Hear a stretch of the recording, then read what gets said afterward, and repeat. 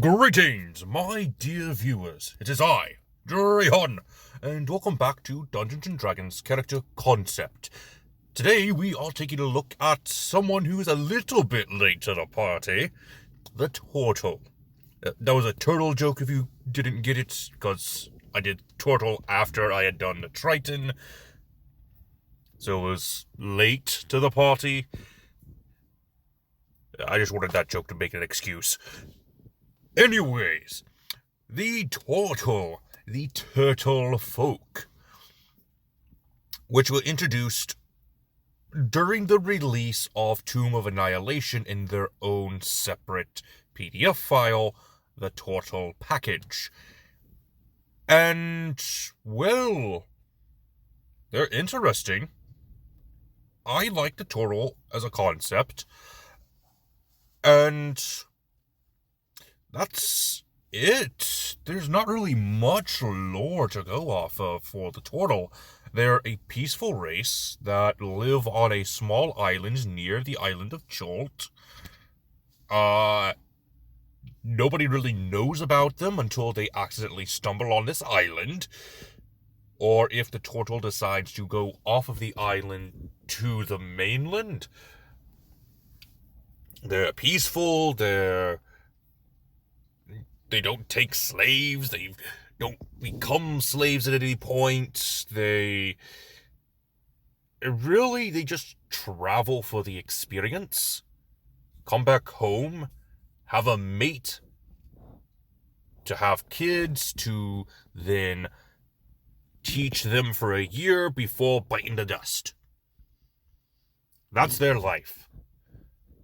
They are born, they explore, they come back home to mate and die.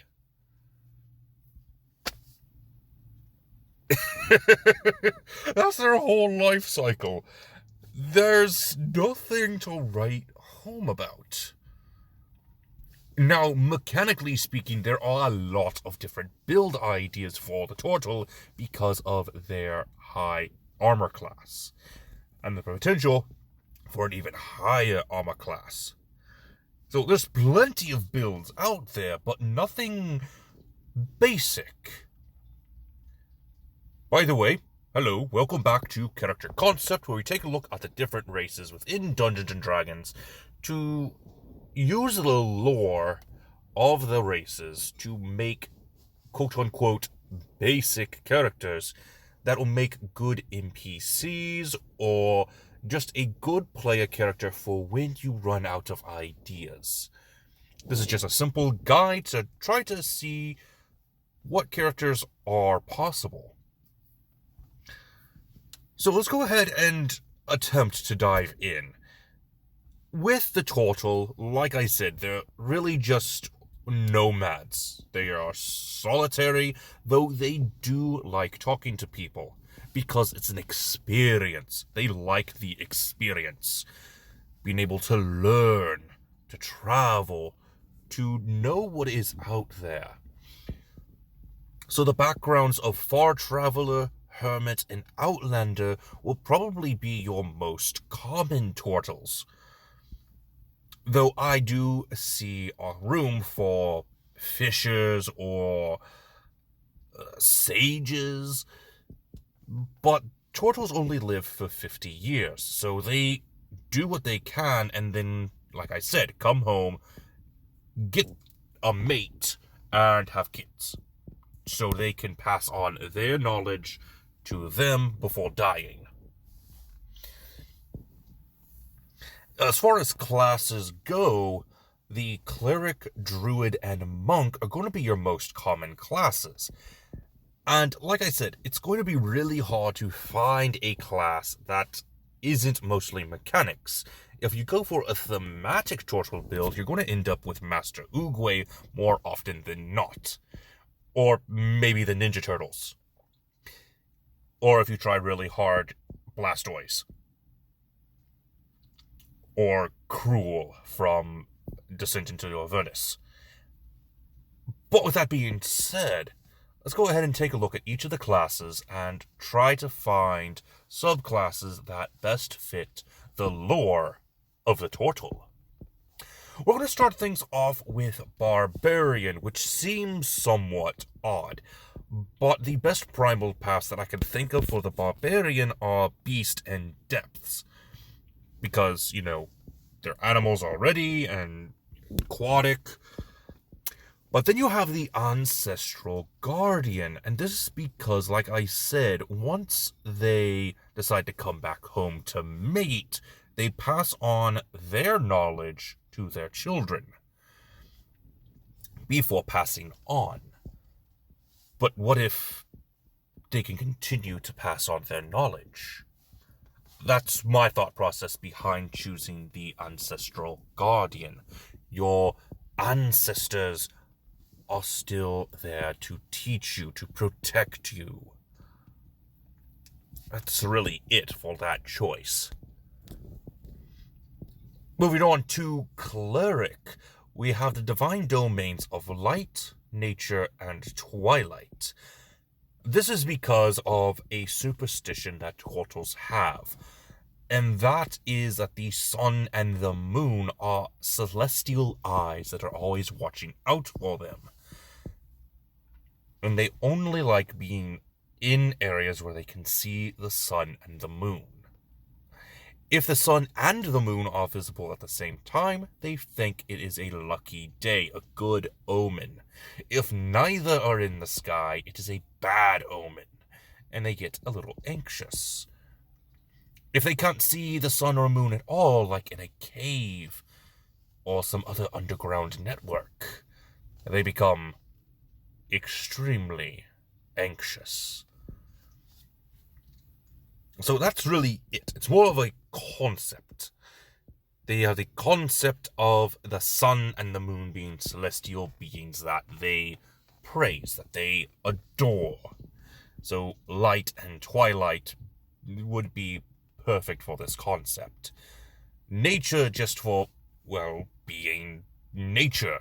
The concept of nature. For the next class, we have Druid, which is going to be the most common class you will probably have for your Tortle. With the subclasses, I think would be Land and Moon. Again, going off of that celestial eye that's watching out for your Tortle. As far as the land goes, the two terrains that I could see are the coast and the swamp. Once again, going off that little island near the island of Chult. I think it's called the Maw. Moving on to Fighter. I don't see too many of these for Tortles, but I do understand why a Tortle would have the Fighter subclasses. Fighter class. For your martial archetype, not really much choices out there. The Battlemaster, Champion, and Scout would probably be your most common. Though now that I think about it, a Rune Knight would actually be another good one, since you could just carve the runes into your shell or whatever. So there is that. Moving on to Monk now. This is probably going to be the second most common type of Tortle next to the Druid. And for your monastic traditions, Drunken Master, the Four Elements, Kinsei, Mercy, and Sun Soul. I chose Four Elements because that's a nature thing. Your earth, air, fire, and water. Drunken Master, more along the lines of some popular Tortles fight. Their fighting styles are more of a show. So yeah, that kind of made sense in my opinion. And again, Sun Soul being the sun and moon, celestial eyes, and all that. Next is the Ranger. Now, this one is a bit of a stretch, but like I've mentioned, Tortles like the experience, and to a lot of people in the real world, hunting is a good experience. It is one of the best experiences to have. Such adrenaline, excitement. Most often, you'll have these trophy hunters being able to experience all of this. Now, while this is more common with humans and other humanoid races, the Tortles would just be there. They would like to help. They would enjoy the experience of hunting without actually being able to keep a trophy. Because that's all they want, is an experience. Next up is Rogue, roughly for the same reason as the Ranger. It really doesn't make much sense to have them, but as a hunter, as an explorer, someone to just see the sights, to gain experience, I would see roguish archetypes in Swashbuckler and Scout, much like the Ranger having the Beastmaster and the Hunter. Moving on to our last class, we are going for Sorcerer. Draconic Bloodline, Moon and Sea Sorcery, which is an unearthed arcana. Now, Moon would again be explained by the moon being a celestial eye that watches over them. The sea sorcery is more of the fact that they would just like the water a lot. And Draconic Bloodline is for more of if you're looking to create a sort of dragon turtle themed character, kind of like Bowser or Bowser Jr. And there's really not much to go off of for that. Now, yes, wizard Tortles are a good mechanical concept, but there's not really much lore to go off of. Again, you only have 50 years to live. So it doesn't make too much sense to have a Tortle wizard, unless you went for that unearthed arcana rune carver, which again makes sense if you wanted to carve the runes into your shell or into one of your weapons. It sort of makes sense, but not really. So yeah, and there isn't any warlocks that would make sense. Maybe the Kraken, but I doubt it. Fathomless, maybe, but not really. Could probably serve a dragon turtle. It's kind of a... yeah. There's not really much lore supporting those two classes. But with that being said, that is the end of today's video. Did you enjoy it? Let me know down in the comments section below what Tortle characters you played in your campaigns. But with that being said, this has been Drahan, and I am offline.